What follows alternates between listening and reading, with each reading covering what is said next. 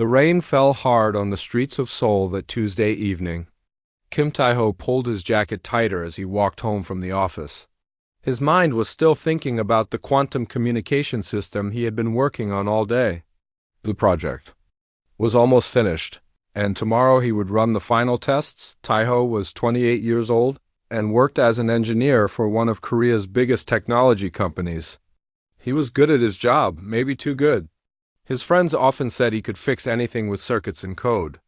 Tonight, he just wanted to get home, eat some dinner, and watch a movie dot above the clouds. Something watched the city below. The ship was massive, longer than 3 football fields, and darker than the night sky. Inside the ship, Captain Veltar stood in front of a large screen showing the human city. His blue skin had dark spots that moved when he was excited. His forearms moved quickly as he gave orders to his crew. "This planet looks promising," Veltar said to his officers. "The creatures down there have built impressive cities. They use electricity and basic computers. They might be useful as workers or soldiers." The HFY Empire had done this many times before. They would find a new world with intelligent life. Then they would take a few specimens to study. After learning about the new species, they would decide what to do next. Sometimes they would take the whole population as slaves. Sometimes they would destroy the planet. Sometimes they would just leave and forget about it. "Should we take multiple specimens, Captain?" asked Officer Zixon, a younger HFY with green markings on her face. "No," Veltar replied. "One will be enough for now. Pick something that looks average. We do not want their strongest warrior or their smartest leader. Just get us a normal example of their species." On the street below, Tae-ho stopped at a red light. He checked his phone for messages. His sister had sent him a picture of her new baby. He smiled and typed back a quick reply. The light turned green, and he put his phone away. High above, the scanning beam found him. To the HFY computers, Tae-ho looked perfect. He was young, but not too young. He was healthy, but not unusually strong. He wore simple clothes and carried basic items. The computer marked him as standard specimen, suitable for collection. "Target acquired," announced the ship's scanning officer. "Male human, approximately 28 cycles old. No visible weapons or unusual technology. He appears to be alone." "Excellent," Captain Veltar said. "Begin transport procedure." Tae-ho felt strange as he walked down the empty street. The air seemed to shimmer around him like heat waves, but it was cold outside. He stopped walking and looked around. The street lights looked different, almost like they were bending. He rubbed his eyes, thinking he was more tired than he thought. Then everything went white. The transport beam lifted Tae-ho from the street in seconds. One moment he was walking on solid ground. The next moment he was floating in a column of bright light. He tried to scream, but no sound came out. He tried to move, but his body would not respond. The world below got smaller and smaller until the city looked like a toy. Inside the ship, Tae-ho materialized on a metal platform. The light faded and he collapsed to his knees. His head felt like someone had hit it with a hammer. When his vision cleared, he saw them. The HFY were tall, maybe 7 feet high. Their skin was blue or green or purple, with different patterns of spots and lines. They had 4 arms each, and their faces looked almost human except for the large black eyes and the small nose. They wore uniforms made of some kind of metal fabric that seemed to glow softly. "Welcome, human," Captain Veltar said in perfect English. The words came from a small device on his uniform, not from his mouth. "Do not be afraid. You will not be harmed if you cooperate." Tae-ho's mind raced. This was impossible. Aliens were science fiction, not real life. But here they were, standing in front of him in what was obviously a spaceship. The walls were smooth and curved, made of some material he had never seen before. Lights moved along the ceiling in patterns that hurt his eyes to follow. "Where am I?" Tae-ho asked, surprised that his voice worked. "You are aboard a research vessel of the HFY Empire," Veltar replied. "Your planet is being evaluated for potential inclusion in our domain. You have been selected as a representative sample of your species. You can't just take people. Taiho stood up, anger replacing his fear. I have a family, a job, a life. Your previous existence is no longer relevant, Officer Zixon said through her translator. You now serve a greater purpose. You will help us understand your species so we can make informed decisions about your world's future. Two guards moved closer to Taiho. They carried weapons that looked like metal rods with glowing ends. Taiho realized he had no choice but to cooperate, at least for now. He needed to understand what was happening and find a way to escape. What kind of decisions? He asked. Captain Veltar's spots darkened, which Taiho would later learn meant the alien was amused. That depends on what we learn from you. Your species might become valuable workers in our mines and factories, or perhaps soldiers in our armies. Or maybe your world has resources we need, and your people would just be in the way. The casual way the alien talked about enslaving or killing all humans made Taiho's blood run cold. These creatures had done this before. They had destroyed entire civilizations without thinking twice about it. However, Veltar continued, if your species proves to be uninteresting or troublesome, we will simply mark your world as unsuitable and move on. Your people will never know we were here. And me? Taiho asked. You will remain with us either way. Dead specimens tell no tales.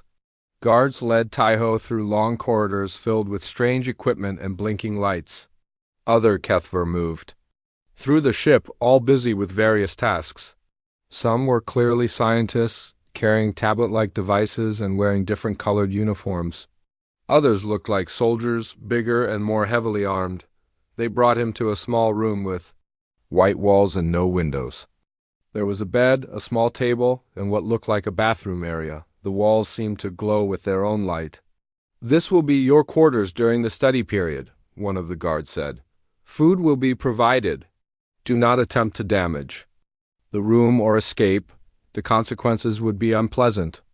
The door closed with a soft hiss, and Taiho was alone. He sat on the bed and tried to think. These aliens had superior technology and seemed to have no trouble traveling between stars. They had taken him from Earth without any effort at all. If they decided to invade or destroy his world, could anyone stop them? But as Taiho looked around his prison, his engineer's mind began to work. Every system had weaknesses. Every technology had limits. Even the most advanced machines could be understood, modified, or broken if you knew how they worked. The aliens thought they had captured an ordinary human for study. They had no idea they had just given Earth's best systems engineer a front row seat to their technology. As Taiho lay down on the strange bed and closed his eyes, he made himself a promise. He would learn everything he could about these creatures and their ships, and somehow he would find a way to save his world. Taiho woke up to a soft humming sound. The walls of his cell were glowing brighter now, probably their version of morning. He had no idea how long he had been asleep or what time it was back on Earth. His sister was probably wondering why he had not called her back. The door opened with the same soft hiss as before. A Kethver entered, different from the ones he had seen yesterday. This one was smaller and wore a white uniform instead of the dark blue of the soldiers. Her skin was light purple with silver spots that seemed to sparkle. I am Research Assistant Nixmol, she said through her translator device. I will be conducting your evaluation today. Please follow me. Taiho stood up slowly. His body felt strange, like he had been sleeping for days instead of hours. What kind of evaluation? We need to understand your species' capabilities, Nixmol replied as they walked through the corridor. Physical strength, mental capacity, emotional responses, learning ability. Standard procedures for all new species. The testing room was large and white, filled with equipment that looked both advanced. An alien. There were machines with blinking lights, devices with moving parts that seemed to have no purpose, and screens showing patterns that made no sense to human eyes. First, we will test your physical abilities, Nixmol said. She pointed to a platform in the center of the room. Please stand there. As soon as Taiho stepped onto the platform, beams of light began scanning his body from head to toe. He felt a tingling sensation like weak electricity running through his muscles. Numbers and symbols appeared on screens around the room. Interesting, Nixmal said, studying the displays. Your bone density is higher than we expected. Your muscle to body weight ratio is also above our initial estimates. I work out sometimes, Taiho said. Nothing special. More tests followed. They measured how fast he could run, how much weight he could lift, how quickly his heart rate recovered after exercise. Taiho cooperated with everything, but his mind was busy studying the equipment. He noticed that many of the machines had similar design elements.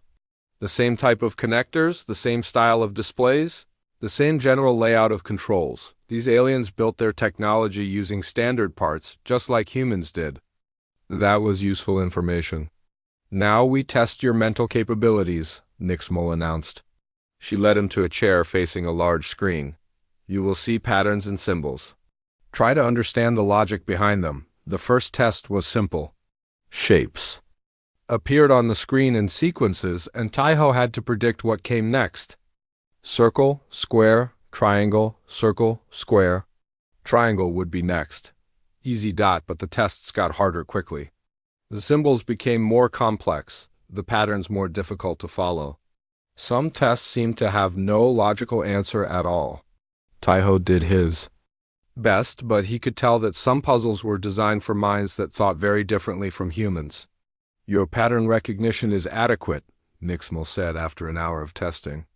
But your logical processing seems limited to linear thinking. Most advanced species can process multiple parallel logic streams simultaneously. Maybe we just think differently, Taiho suggested. Perhaps your species simply has not evolved sufficient intelligence for complex problems. Taiho bit back an angry response. Let them think humans were stupid. That might be useful later. The next test was more interesting. Nixmal showed him a device that looked like a puzzle box made of metal and crystal.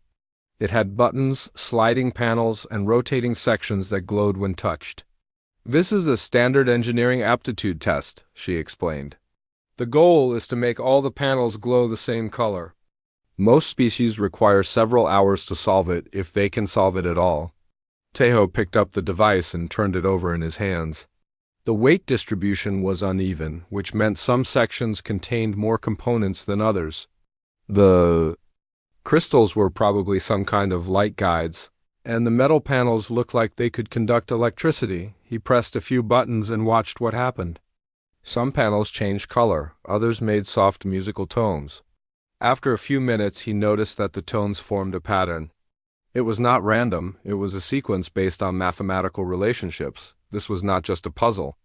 It was a simple computer with input and output systems. And if it was a computer, it had programming logic behind it. Taiho spent 20 minutes studying the device, figuring out how the different parts connected to each other. Then he began entering commands in a specific sequence.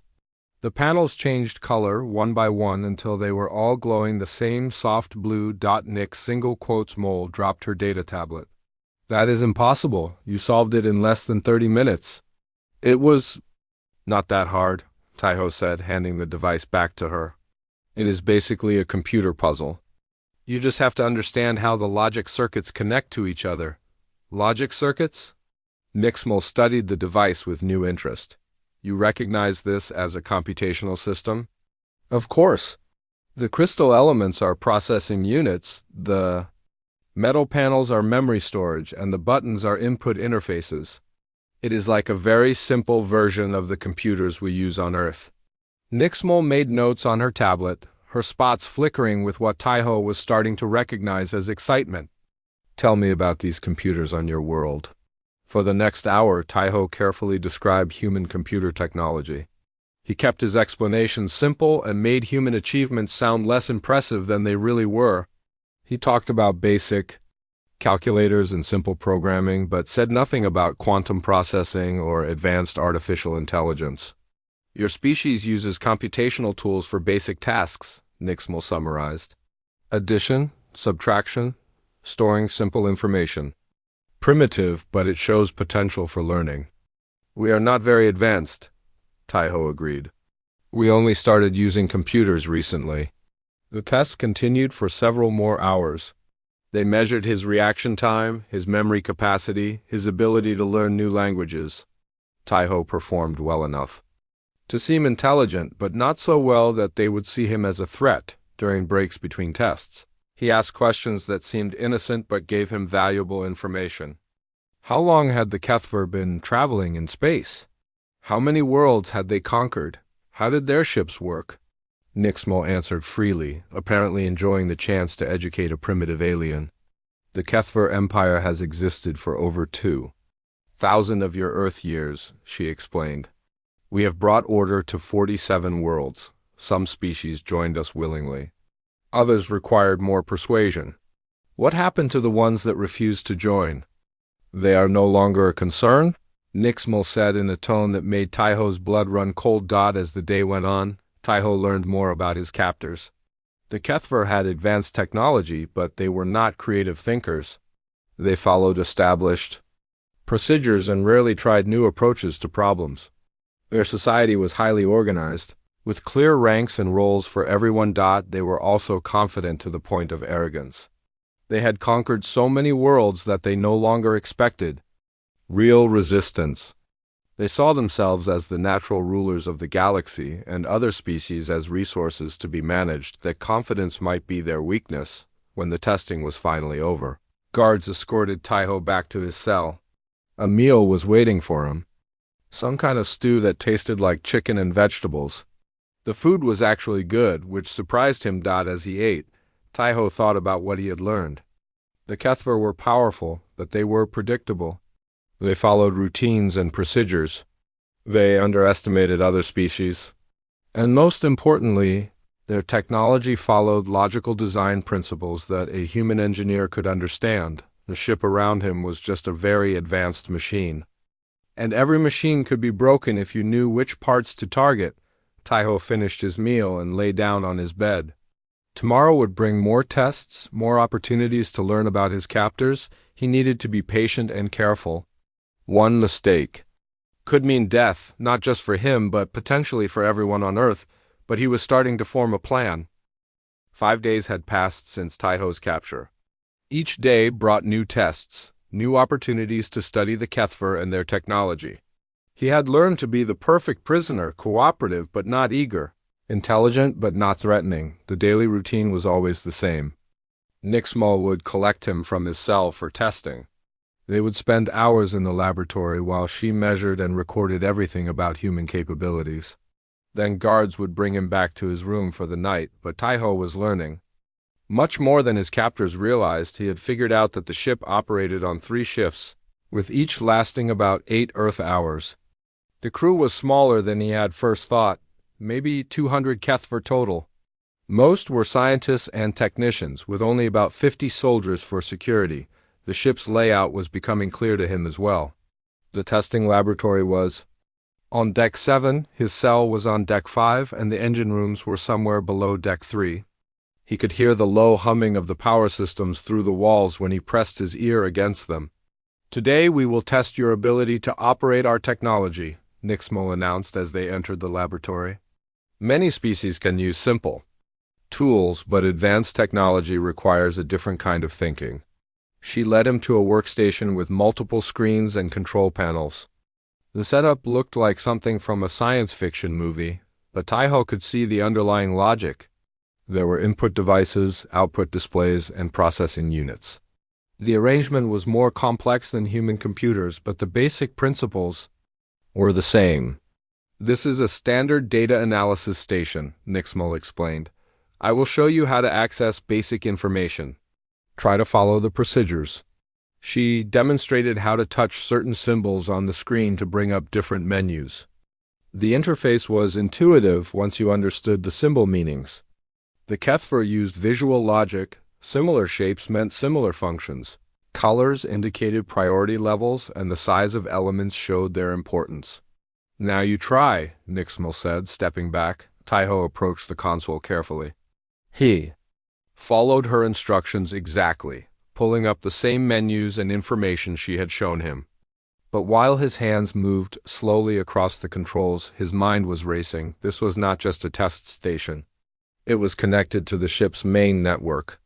He could see data flowing in the background, status reports, sensor readings, communication, logs.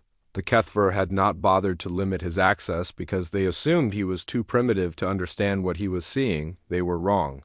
Very good, Nixmal said as he successfully completed her simple task. You learn quickly for a primitive species. Let me show you something more complex. Over the next hour, she taught him more functions. How to search databases, how to display star charts, how to access historical records. Each new skill gave Taiho deeper access to the ship's systems. He was careful not to show too much interest in any particular type of information. He made mistakes at regular intervals to seem appropriately confused. But internally, he was mapping the entire network structure. The most valuable discovery came by accident. While demonstrating the historical record system, Nixmal pulled up a file about previous conquered worlds. The display showed a list of species the Kethver had encountered, along with brief descriptions of their fates. The Zelani were excellent miners but poor soldiers, she read from one entry. Population relocated to asteroid facilities. Homeworld resources extracted completely. Another entry made Taiho's stomach turn. The Morden proved resistant to integration. Population eliminated. World repurposed for agricultural production. 23 species listed as eliminated. Entire civilizations wiped out because they would not submit to Kethver rule. What about species that fought back successfully? Taiho asked, trying to keep his voice casual. Nixmal's spots darkened with amusement. There are no such species. Resistance is futile against Kethver technology and organization. A few primitive worlds have caused temporary difficulties, but none have ever survived contact with our empire. I see. Taiho filed that information away. The Kethver had never lost a war. Their confidence was based on an unbroken record of victory stretching back thousands of years. That confidence would be their downfall when the session ended. Something unexpected happened. As they were leaving the laboratory, a junior technician approached Nixmal with a data tablet in her hands. She spoke rapidly in the Kethver language, her spots flashing with agitation. What is wrong, Dexrin? Nixmal asked in English, apparently forgetting that Taiho could understand. The quantum resonance calibrator is malfunctioning again? Dexrin replied. The engineers say it will take 6 hours to repair, but we need those measurements for the planetary analysis report. Use backup system 7, Nixmal suggested, also broken. The chief engineer says we are having cascade failures in the measurement network. Too many systems trying to share data through damaged relay nodes. Nixmal made an annoyed sound. Leave the tablet here. I will work on the problem later. Dexrin set the tablet down on a nearby workstation and hurried away.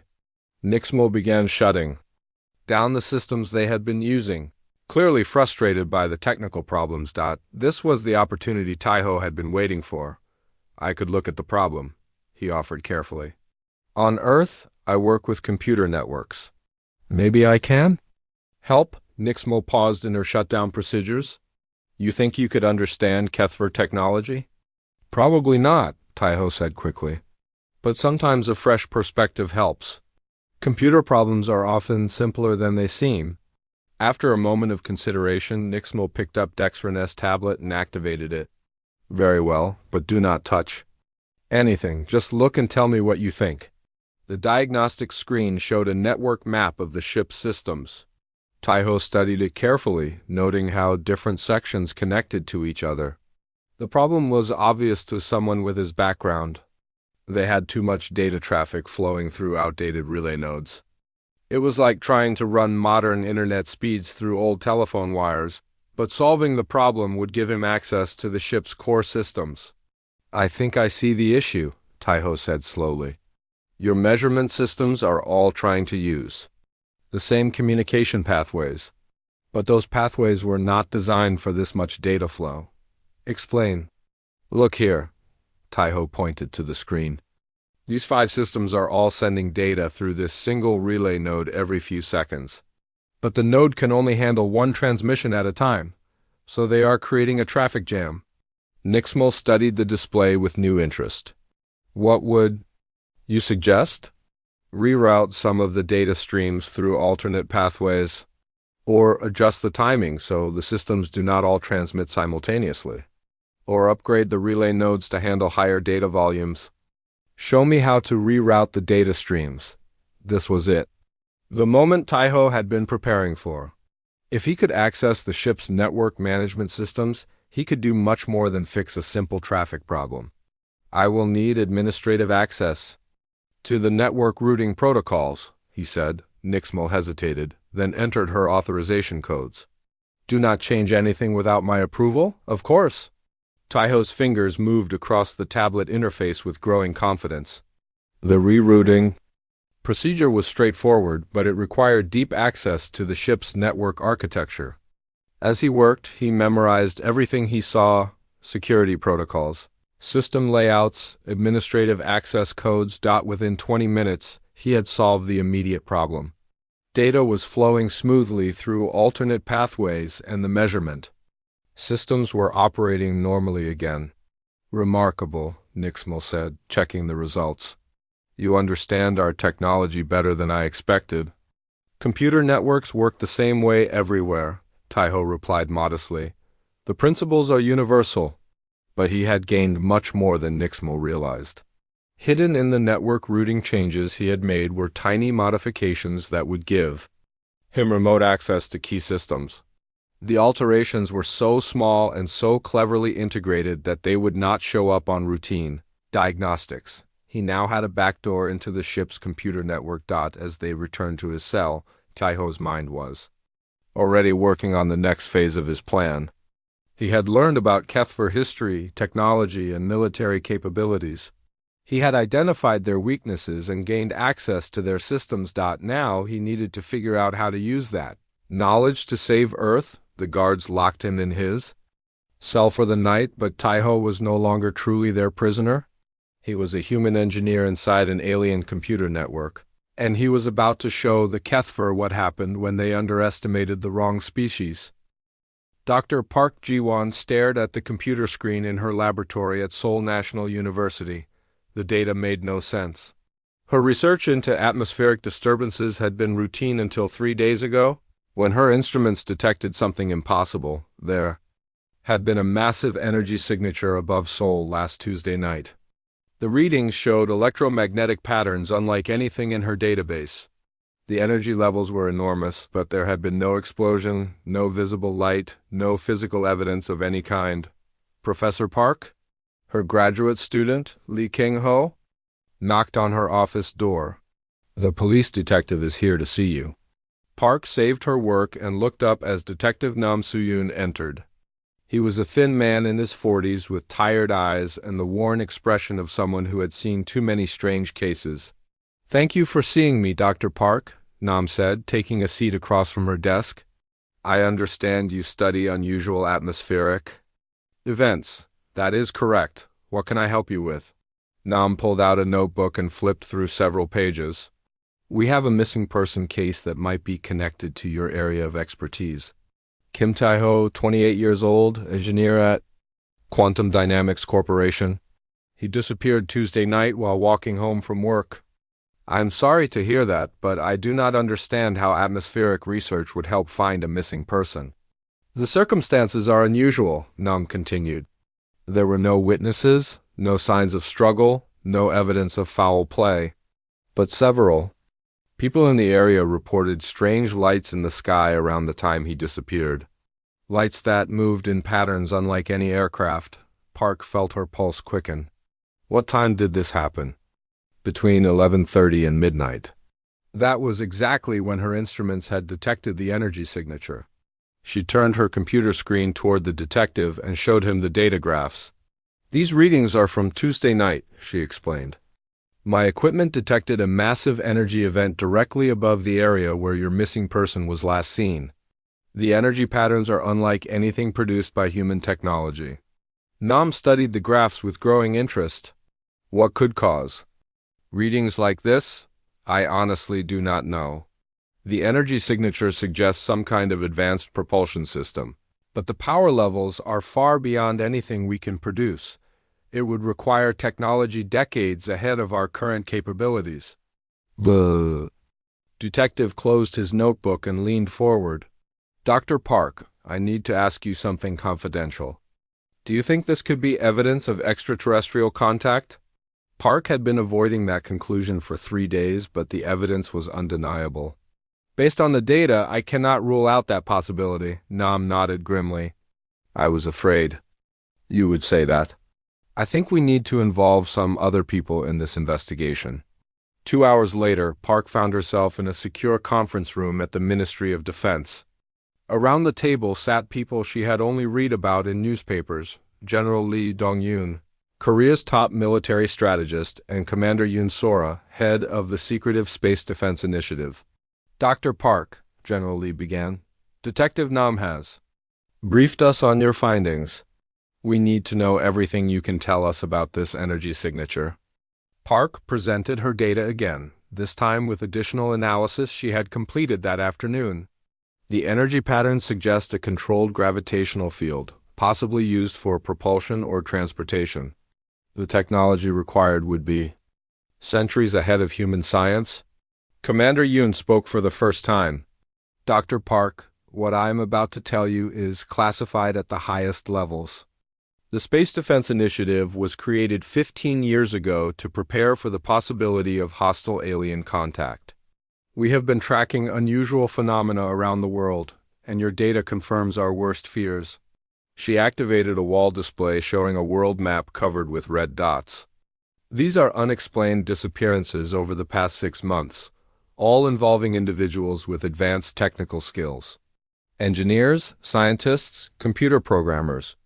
Until now, we thought they were isolated incidents. You think aliens are abducting our best technical people? Park asked. It fits the pattern of reconnaissance operations, General Lee replied. Take samples of the local population, study their capabilities, then decide whether the species is worth conquering or destroying. The room fell silent as the implications sank in. If aliens were studying human capabilities through abductions, it meant they were preparing for something much larger. What do we do? Detective Nam asked. Commander Yoon pulled up another display showing satellite images and military installations. We implement First Contact Protocol Omega. All military forces go to high alert. Space monitoring systems switch to active scanning. And we prepare for the possibility that we are about to fight for the survival of our species. But we do not even know where they took him, Park protested. Kim Tae-ho could be anywhere in the galaxy. That is true, General Lee admitted. But if they are following standard reconnaissance procedures, they will be back. First for more samples, then for the main invasion force. Over the next several hours, the room filled with additional personnel as the crisis response team assembled. Intelligence analysts brought data on similar incidents from other countries. Military planners began developing defense scenarios. Scientists started working on ways to detect alien ships before they entered Earth's atmosphere. Dr. Kong Hyeri, a quantum physicist from KAIST, arrived with disturbing news. I have been analyzing Dr. Park's energy readings with our most advanced computers. The propulsion system that created this signature would be capable of faster-than-light travel. If these aliens can move between star systems easily, they probably have access to resources and weapons far beyond anything we can imagine. How do we fight an enemy with technology like that? Someone asked. The same way David fought Goliath, Commander Yoon replied. We use intelligence, creativity, and the fact that they do not really understand us yet. Cho Min-soo, a technology specialist from the Defense Ministry, raised his hand. There is something else to consider. Kim Tae-ho is not just any engineer. He was the lead designer on Project Quantum Bridge, our most advanced communication system. If the aliens study his knowledge, they will learn about our most sensitive technology. Or, General Lee said thoughtfully, if Kim Tae-ho is as smart as his personnel file suggests, maybe he will learn about their technology. The meeting continued late into the night as Korea's top experts tried to prepare for an alien invasion. They might not survive. But halfway around the world, similar meetings were beginning in Washington, Moscow, Beijing, and other capitals as the evidence of alien contact became impossible to ignore for the first time in human history, the nations of Earth began to unite against a common threat. Old rivalries were set aside as governments shared intelligence and resources. Military forces started coordinating joint operations. Scientists began collaborating on projects that had been impossible during peacetime. "We need to contact the other major powers immediately," General Lee decided. "Share our data and coordinate our response. If Kim Tai-ho is right and aliens are planning to invade Earth, we will need everyone working together." Commander Yoon activated secure communication channels to military leaders around the world. "This is Operation Unity," she announced. "Humanity's first and possibly last chance to stand together against extinction." As dawn broke over Seoul, emergency meetings were starting in capitals across the globe. The message was simple but terrifying. "We are not alone in the universe, and the beings who have found us may not come in peace." In his cell aboard the HFY ship, Kim Tai-ho had no way of knowing that his disappearance had triggered the largest military mobilization in human history. He could not know that the world's best minds were working frantically to prepare for alien contact, but somewhere in the depths of space, he was fighting his own war against humanity's enemies. And in ways that no one could predict, both battles were about to change the fate of two entire species. The first phase of first contact was complete. Now came the real test of whether humanity deserved to survive in a galaxy full of hostile aliens. Tai-ho had been planning his escape for 2 weeks. Every day brought new information about the ship systems, crew routines, and security protocols. The network access he had gained during the repair session had given him deep insight into HFY technology. Now it was time to act. The plan had to be perfect. He would only get one chance, and failure meant death not just for him, but potentially for everyone on Earth. The HFY main fleet was already moving toward human space, according to the encrypted communications he had been monitoring through his backdoor access. It was 0300 ship time when Tai-ho made his move. This was the quietest period of the night shift, when most of the crew was either sleeping or focused on routine maintenance tasks. The guards outside his cell were tired and inattentive. Using his cell's wall panel, Tai-ho accessed the ship's network through the hidden pathway he had created. His first target was the environmental control system. He began making small adjustments to air circulation, temperature regulation, and humidity control throughout the ship. The changes were tiny and gradual. A few degrees warmer in the engine room, slightly higher humidity in the crew quarters, marginally reduced airflow to non-essential sections. Nothing dramatic enough to trigger immediate alarms, but enough to stress the life support systems. Next, he targeted the power distribution network. The HFY used a centralized energy system with backup redundancies, but like all complex systems, it had vulnerable points. Tai-ho began introducing tiny fluctuations in the power grid, microsecond variations that would accumulate over time. The beauty of his approach was that everything looked like normal system wear. Equipment aged, circuits degraded, and complex. Machines developed small problems over time. The HFY maintenance crews would see the symptoms but not realize they were being caused by deliberate sabotage. Within 6 hours, the cumulative effects began to show. Environmental alarms started going off in various parts of the ship. Power fluctuations caused computer systems to reset randomly. The central processing unit began struggling to manage all the seemingly unrelated problems. Tai-ho listened to the growing chaos through his cell wall. He could hear crew members running through the corridors, their voices tense with confusion. Emergency announcements echoed through the ship as department heads tried to coordinate repairs. "All engineering teams to emergency stations," came the announcement in the HFY language. "Multiple system failures in progress. Implement emergency repair protocols." By noon, the ship was in crisis mode. Half the environmental systems were offline. Power was being rationed to essential functions only. The main computer was so overloaded with error reports that it was having trouble processing routine commands. That was when Tai-ho struck with Phase 2 of his plan through his network access.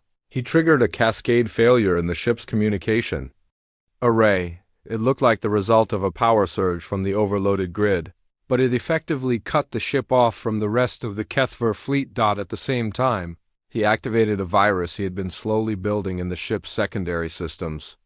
The virus was designed to spread through the network like wildfire, corrupting data files and disabling security protocols. The effect was immediate and devastating. Security doors throughout the ship began malfunctioning. Some sealed shut and would not open. Others opened and would not close.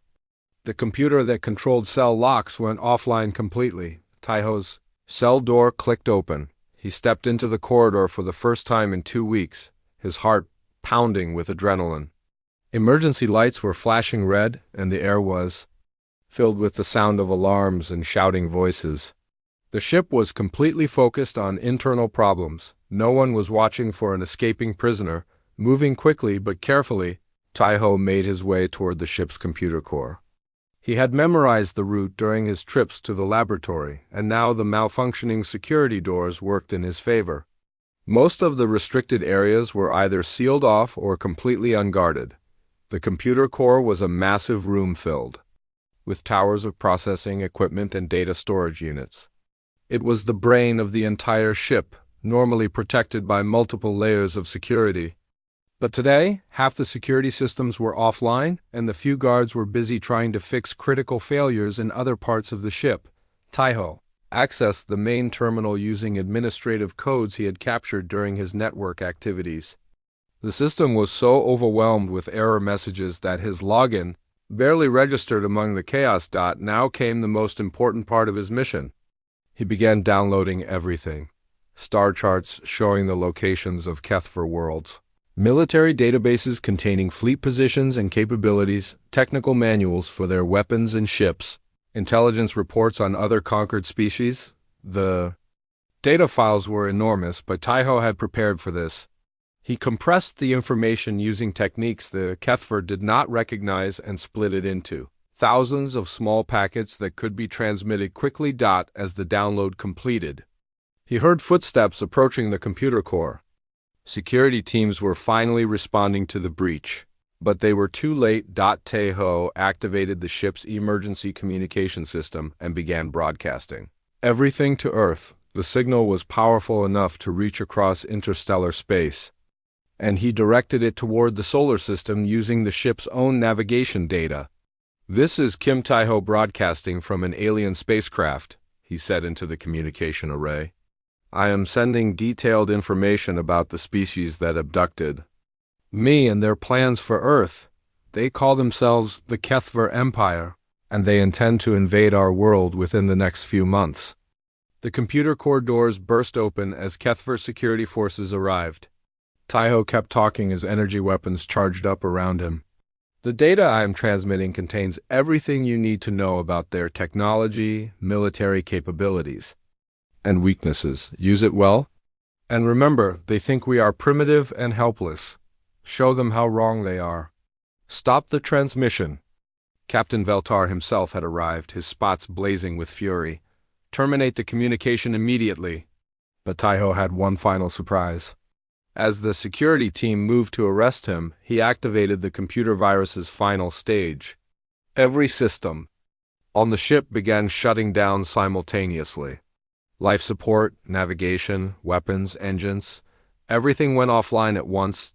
In the sudden darkness, Taiho ran. The ship's emergency lighting kicked in, casting everything in an eerie red glow. Taiho navigated the corridors by memory, heading for the shuttle bay.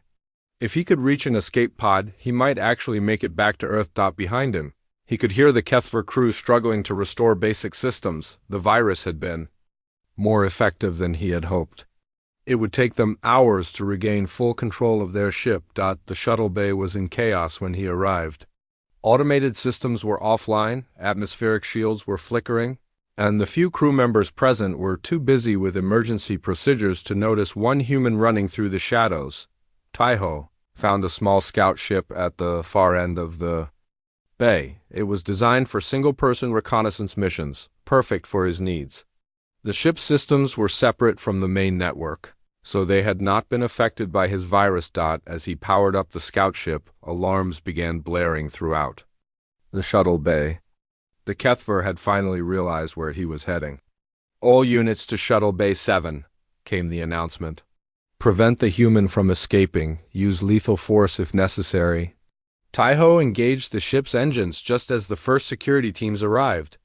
Energy weapons fired at the small craft as it lifted off. But Taiho was already activating the navigation system. The scout ship burst through the atmospheric shields and into open space. Behind him, the massive Kethver research vessel was a dark shape against the stars, its lights flickering as the crew fought to restore systems. Taiho set course for Earth and engaged the ships. Faster than light drive. The stars elongated into lines of light as he jumped to hyperspace, leaving his captors far behind. But even as he celebrated his escape, Taiho knew the real battle was just beginning. The Kethver fleet was still coming, and Earth had very little time to prepare.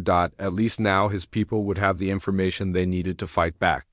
The question was whether it would be enough to save humanity from the same fate that had befallen 47 other species. The first human, the Kethver, had seized was indeed the last one they would ever underestimate. But whether that would be enough to save his species remained to be seen. The transmission from Kim Taiho reached Earth during a joint session of the United Nations Security Council. Every major world leader was present, either in person or by secure video link, as humanity tried to prepare for an alien invasion they barely understood. "Signal incoming from deep space," announced Dr. Park Ji-won from her position at the monitoring station. "The energy signature matches the pattern we detected during Kim Taiho's disappearance." The main screen flickered to life, showing Taiho's face from inside an alien spacecraft. His voice was clear despite the incredible distance. "This is Kim. Taiho broadcasting from an alien spacecraft. I am sending detailed information about the species that abducted me and their plans for Earth." The room fell silent as world leaders listened to their missing citizen deliver intelligence that would change everything. The data stream that followed was enormous, terabytes of information about alien technology, military capabilities, and strategic plans. Commander Yoon Sora was the first to speak after the transmission ended. "Get that data to our analysis teams immediately. We need to understand everything before the invasion fleet arrives." "How long do we have?" asked the Chinese representative. General Li Dongyun studied the star charts that Taiho had transmitted. "According to this information, their main fleet is approximately 6 weeks away from Earth, but advanced scouts could arrive much sooner." The next 48 hours were the most intense in human history. Teams of scientists and engineers worked around the clock to analyze the alien data. What they discovered was both terrifying and hopeful. Dr. Kang Hyeri led the technology analysis team at a secure facility outside Seoul. "The Kethver have superior weapons and faster ships," she reported to the Emergency Council. "But their technology is not as advanced as we initially feared. Most importantly, they have significant weaknesses we can exploit." "What kind of weaknesses?" Commander Yoon asked. "Their ships depend heavily on centralized computer networks," explained Cho Min-soo, the technology specialist who had been studying the technical manuals. "If we can disrupt their network communications, we can disable entire fleets." Dr. Park added her analysis of the power systems. "They use quantum energy collectors that are extremely efficient but also extremely vulnerable to interference. The right kind of electromagnetic pulse could overload their entire power grid." But the most valuable intelligence came from studying the Kethver military doctrine. The aliens followed rigid tactical procedures based on centuries of successful conquests. They expected their enemies to be either primitively armed or completely helpless. "They have never faced an opponent who understood their technology," General Li realized. "Every species they conquered was technologically inferior. But thanks to Taiho's intelligence, we know exactly how their systems work." The analysis revealed something else crucial. The Kethver invasion force was smaller than expected. Only 50 ships were heading toward Earth with maybe 20,000 soldiers total. It was a standard conquest fleet designed to overwhelm. A primitive world with superior technology, but Earth was no longer primitive. "We have 3 weeks to prepare," Commander Yoon announced to the assembled military leaders. 3 weeks to build weapons that can fight alien technology. 3 weeks to turn their own advantages against them. The crash program that followed was unprecedented in human history. Every major industrial nation contributed resources to a single goal: building a defense force capable of defeating an alien invasion. Traditional enemies became allies as the survival of the human species took priority over all other concerns. In South Korea, teams of engineers began constructing electromagnetic pulse weapons based on the alien power system vulnerabilities. In the United States, computer experts worked on cyber warfare programs designed to attack HFY networks. In Russia, scientists developed new missile guidance systems that could track faster-than-light spacecraft, but the most innovative weapons came from unexpected sources. A team of video game programmers in Japan created virtual reality training systems that let human pilots practice fighting against alien ships. Indian software engineers developed artificial intelligence programs that could predict HFY tactical moves based on their rigid military doctrine. The breakthrough came from Dr. Kang Hyeri's team in Seoul. They discovered that human quantum communication technology, originally designed by Taiho himself, could be modified to create a virus that would spread through HFY computer networks. "It is beautiful in its simplicity," she explained to the international team. "Their ships automatically share data whenever they come into communication range. If we can infect one ship with our virus, it will spread to their entire fleet within hours." 3 weeks after Taiho's transmission, Earth's defense preparations were as complete as time allowed. Hidden weapon installations surrounded the planet. Cyber warfare teams stood ready to attack alien computer systems. And in the most secret facilities, human engineers had built their own spacecraft using modified alien technology. The HFY advanced scouts arrived exactly when the intelligence data predicted they would. Commander Yoon Sora watched the detection screens from the command center buried deep beneath the mountains of South Korea. 6 ships entering the outer solar system. They are following standard reconnaissance patterns. "Let them come closer," General Lee ordered. "We want them to think we are still primitive and helpless." The alien scouts spent 2 days studying Earth from a distance, using the same scanning procedures they had employed on dozens of other worlds. They saw cities, technology, and military installations that appeared primitive compared to HFY standards. What they did not see were the hidden weapon systems or the advanced technology that human engineers had built using their own stolen plans. "They are transmitting their reports to the main fleet," Dr. Park announced from her monitoring station. "Standard reconnaissance data suggesting a primitive world with minimal defenses." "Perfect," Commander Yoon said. "Now we spring the trap." The attack began with a simple radio transmission directed at the lead scout ship. To the HFY, it appeared to be a primitive attempt at communication from the planet below. But hidden in the radio signal was the virus that Dr. Kang's team had created. The virus entered the scout ship's communication array and immediately began spreading through its computer network. Within minutes, it had copied itself to every system on the ship. And when that ship tried to communicate with the other scouts, the virus spread to them as well. The effect was immediate and catastrophic. Navigation systems failed, weapons went offline, and life support began shutting down. The 6 scout ships found themselves dead in space, helpless and unable to call for help. That was when Earth's hidden weapon systems revealed themselves. Electromagnetic pulse cannons emerged from concealed positions on the moon and began firing at the disabled alien ships. The pulses overloaded the HFY power systems exactly as predicted, causing massive explosions that lit up the solar system. In the command center, cheers erupted as the last scout ship disappeared in a flash of light. Humanity had won its first battle against alien invaders, but Commander Yoon remained focused on the larger threat. Phase 1 complete. Now we prepare for the main fleet. The destruction of the scouts had been designed to send a message. When the HFY main fleet arrived and found the wreckage, They would realize that Earth was not the helpless world they had expected. More importantly, the debris from the scout ships contained modified computer cores that would infect any HFY vessel that tried to analyze them.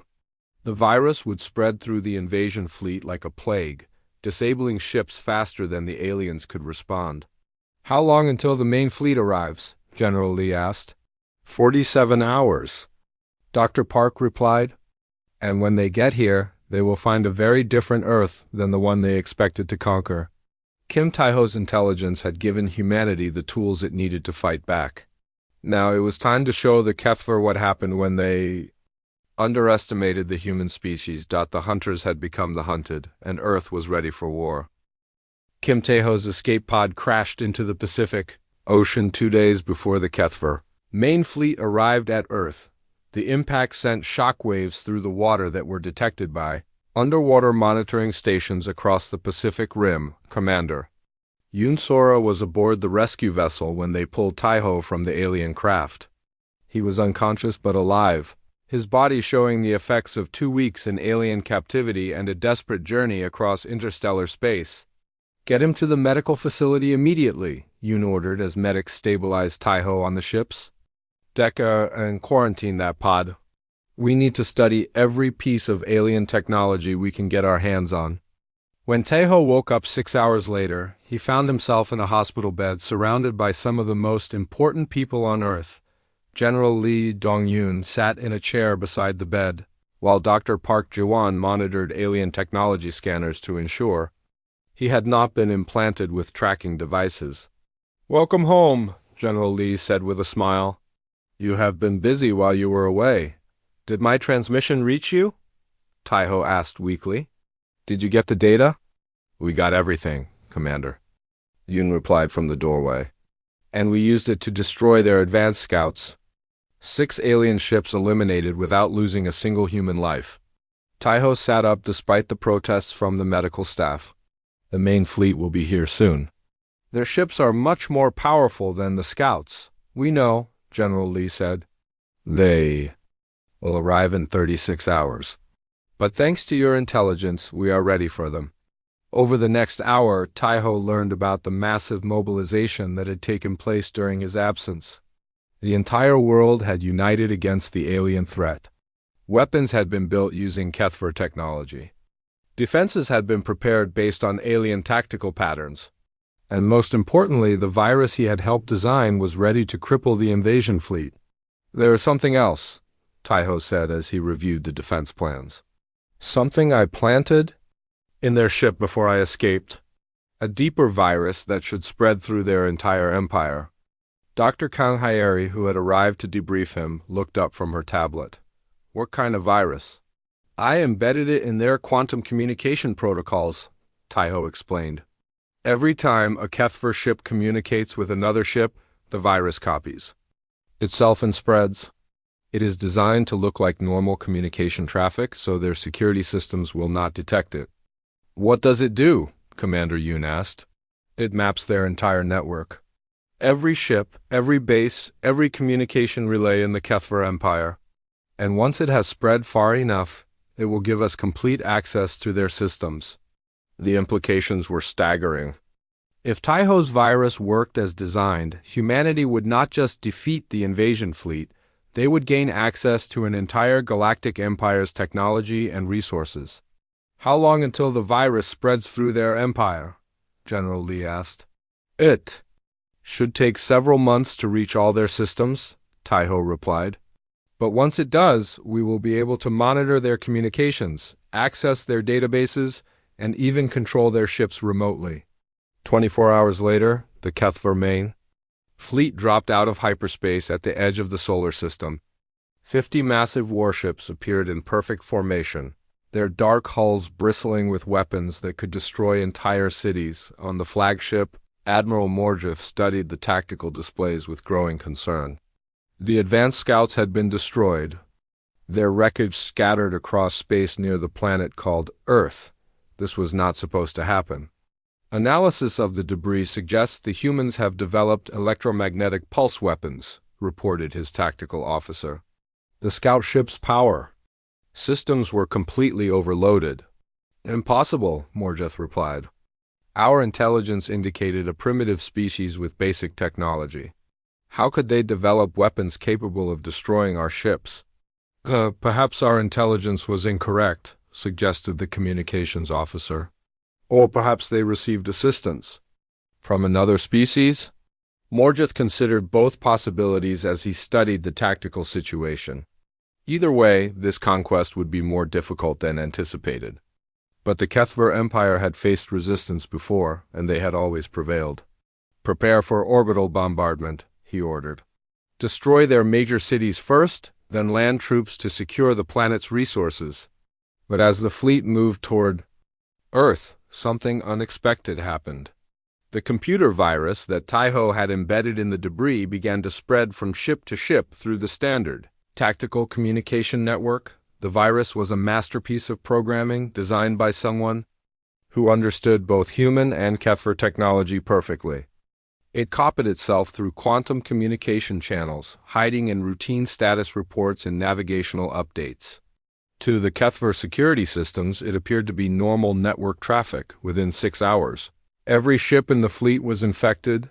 The virus remained dormant at first, simply mapping the network architecture and copying itself to backup systems. But as the fleet entered Earth's defensive perimeter, Taiho's real plan activated. On Earth, teams of human programmers had been waiting for this moment. Using quantum communication arrays based on Taiho's original designs, they established contact with the virus and began taking control of Kethver systems. The first signs of trouble appeared on the flagship when Admiral Morjeth tried to begin the orbital bombardment. The weapons targeting systems refused to respond to commands. Navigation computers began displaying error messages. Communication arrays started broadcasting random noise instead of tactical updates. What is happening to our systems? Morjeth demanded. Unknown, Admiral, replied the chief engineer. We are experiencing cascade failures across multiple networks. It appears to be some kind of computer malfunction. But it was not a malfunction. It was warfare conducted in a realm the Kethver had never imagined, cyberspace. Human programmers were fighting alien computers across millions of lines of code, and they were winning. On the command ship, Taiho watched the battle unfold on screens showing the alien fleet's status. Red lights appeared across the tactical display as ship after ship lost critical systems. Weapons offline on ships 7 through 12, reported Cho Minsu from his control station. Navigation systems compromised on the flagship. They are dead. In space, life support failing on multiple vessels, added Dr. Kong Hyeri. The virus is affecting everything connected to their main computer networks.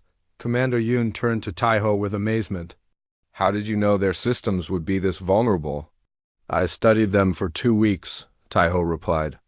The Kethver are excellent engineers, but they think in linear patterns. They never imagined that someone would turn their own communication systems against them. In space, the mighty Kethver invasion fleet was dying. Ships drifted helplessly as life support systems failed and power grids overloaded. Some vessels tried to retreat, but their navigation computers had been compromised. Others attempted to self-destruct, but even though systems had been taken over by the virus, Admiral Morjeth found himself trapped on a ship that no longer obeyed his commands. The bridge was lit only by emergency lighting as primary systems shut down one by one. Send a message to the Empire, he ordered his communications officer. Warn them about the humans' capabilities. Communication systems are offline, Admiral. All networks have been compromised. It was then that Morjeth realized the true scope of the disaster. This was not just a military defeat, it was the end of Kethver expansion. The virus spreading through his fleet would eventually reach every ship and base in the Empire. The humans had not just defended their world. They had gained access to an entire galactic civilization. On Earth, the monitoring stations detected the moment when the last Kethver ship went dark. The invasion fleet that had traveled across the galaxy to conquer humanity was now nothing more than scrap metal, drifting in space. Total victory, Commander Yoon announced to the command center. All 50 ships disabled or destroyed. No human casualties. But Taiho was already thinking beyond the immediate battle. His virus was spreading through the Kethver Empire like wildfire, carried by their own communication networks. Soon, humanity would have access to the technology and knowledge of dozens of conquered worlds. "This is just the beginning," he said quietly. "We are about to become a galactic power whether we want to or not." The network had awakened, and Earth was no longer alone in the universe. The question now was what humanity would do with the power they had just acquired. 6 months after the failed invasion, Kim Tae-ho stood in his new office overlooking the construction of Earth's first interstellar shipyard. Through the massive windows, he could see human engineers working alongside liberated aliens from a dozen different species, all building ships that combined the best of Kethver technology with human innovation. The title on his door read Ambassador to Hostile Species, but everyone simply called him the engineer. The man who had turned an alien empire's greatest strength into its ultimate weakness. The virus he had planted in the Kethver network had worked even better than expected. Within 4 months, it had spread to every corner of their empire, giving humanity access to the technology and knowledge of 47 conquered worlds. More importantly, it had liberated billions of enslaved beings who had been waiting centuries for freedom. A soft chime indicated an incoming message on his communication array. Taiho recognized the quantum signature immediately. It was coming. From the former Kethver capital world, now administered by a coalition of liberated species, the holographic image that appeared showed a figure Taiho remembered well, Captain Veltar, the alien who had ordered his abduction. But the proud conqueror was gone, replaced by a broken refugee whose spots had faded to dull gray. "Kim Tae-ho," Veltar said through his translator, his voice heavy with defeat. "I have come to request an audience." "I am listening," Ho replied, settling into his chair. "My people, what remains of them? We seek asylum. The empire has collapsed. Our worlds are in chaos. Those we once ruled now hunt us for revenge." Taiho considered the request carefully. The Kethver population had been scattered across the galaxy when their empire fell. Some had been captured by former slaves seeking justice. Others had fled to distant systems, trying to rebuild their civilization from nothing. "What do you offer?" "In exchange for protection?" Taiho asked. "Knowledge," Veltar replied. "We know the locations of other hostile empires, species that might threaten your expanding influence. We understand the politics of galactic civilization. We can serve as guides in this new universe you are entering." It was a practical offer, but Taiho had learned that practicality was not always the most important consideration. During the past 6 months, he had seen what happened when power was exercised without wisdom. "Before I answer," Taiho said, "I want you to understand something. When you abducted me from Earth, you thought you were conducting a routine evaluation of a primitive species. You believed you were following standard procedures that had worked for thousands of years." Veltar's spots darkened with what Taiho now recognized as shame. "We underestimated your species completely." "No," Taiho corrected. "You made a much more fundamental error. You judged our entire species based on one individual, but you learned the wrong lesson from that judgment." The alien commander looked confused. "I do not understand." Taiho activated a holographic display showing the current state of human expansion. Green dots marked new colonies, blue lines showed trade routes, and gold symbols indicated diplomatic missions to other species. "You were right to judge humanity by one person," Taiho explained. "Every species can be understood by studying its individuals. But you assumed that I was average, ordinary, unremarkable. You thought I represented the minimum of human capability." Understanding began to dawn in Veltar's large black eyes. "You were not average. I was exactly average," Taiho smiled. "That was your mistake. You captured a random human and discovered that a completely ordinary member of our species could understand your technology, infiltrate your networks, and destroy your empire. What you should have asked yourselves was, if this is what an average human can do, what are our best minds capable of?" The holographic display shifted to show Earth's new technologies faster than light, communication systems that surpassed Kethver designs, weapons that could disable entire fleets without violence, and most impressively, AI systems that could negotiate peace treaties with a dozen different species simultaneously. Your empire fell because you underestimated not just me, but every species you conquered, Taiho continued.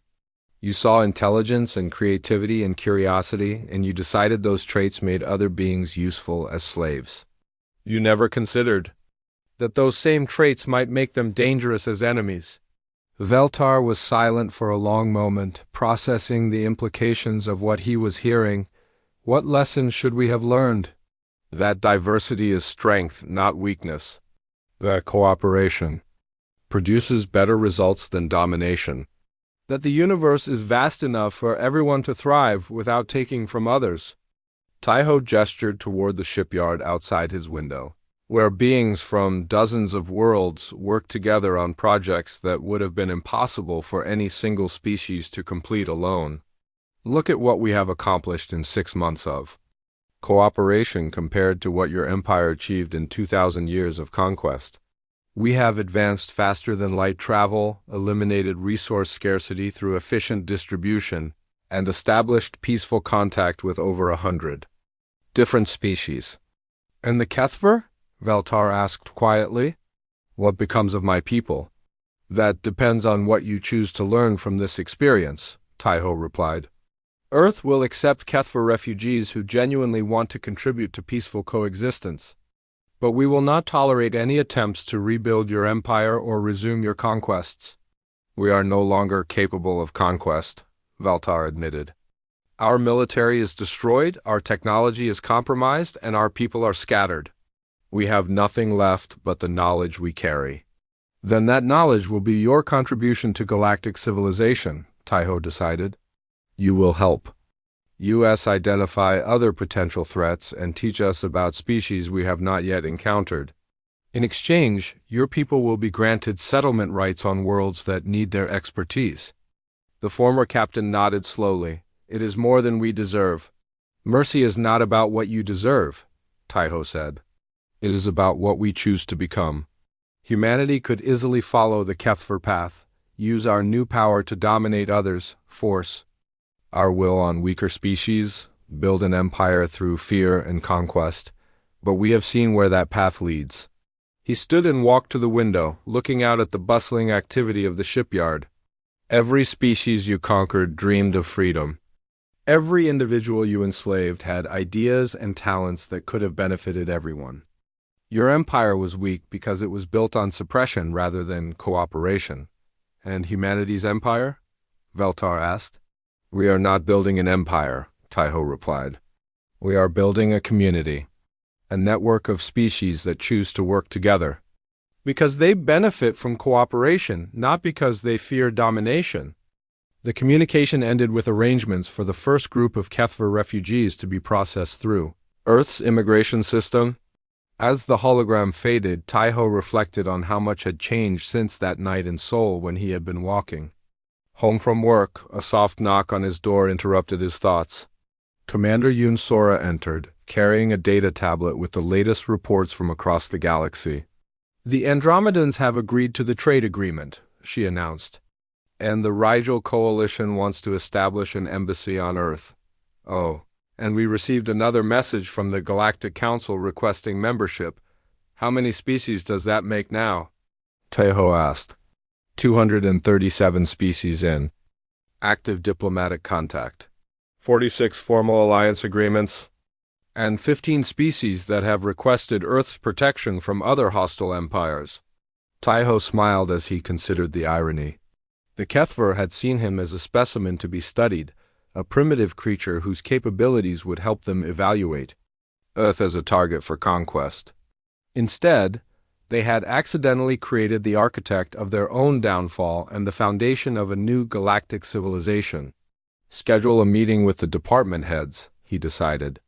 We need to discuss expansion, protocols for the Outer Rim territories, and draft a response to the Galactic Council. Tell them we are honored by their invitation, but Earth is not interested in joining existing power structures. We preferred to build new ones. As Commander Yoon left to arrange the meetings, Taiho turned back to the window. In the distance, he could see Earth's first generation of interstellar ships preparing for launch. They carried not weapons of conquest, but tools of exploration and gifts of friendship. The first human the Kethver had seized was indeed the last one they ever saw as an enemy. But he was also the first human that hundreds of other species would see as a friend. The lesson had been learned, not by the Kethver, but by humanity itself. In a universe full of hostile empires and aggressive species, the greatest strength was not the ability to destroy others, but the wisdom to unite them. And, in the end, that wisdom would carry humanity and its allies to heights that no empire built on conquest could ever reach. The stars were calling, and Earth was ready to answer, not as conquerors, but as the species that had learned the most important lesson in the galaxy, that everyone grows stronger when everyone grows together.